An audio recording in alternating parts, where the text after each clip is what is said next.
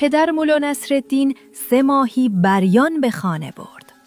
ملا نصرالدین در خانه نبود.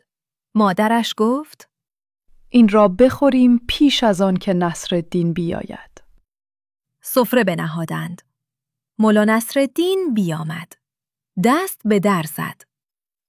مادرش 2 ماهی بزرگ در زیر تخت پنهان کرد و 1 کوچک در میان آورد.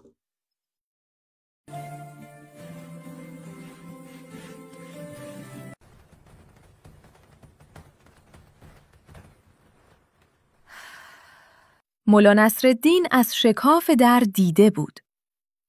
چون بنشستند، پدرش از ملا نصرالدین پرسید که حکایت یونس پیغمبر شنیدی که در دهان نهنگ افتاد؟ ملا نصرالدین گفت: از این ماهی پرسیم تا بگوید. سر پیش ماهی برده و گوش بر دهان ماهی نهاد و گفت: این ماهی میگوید که من آن زمان کوچک بودم. اینک 2 ماهی دیگر بزرگتر از من در زیر تختند. از ایشان بپرس تا بگویند.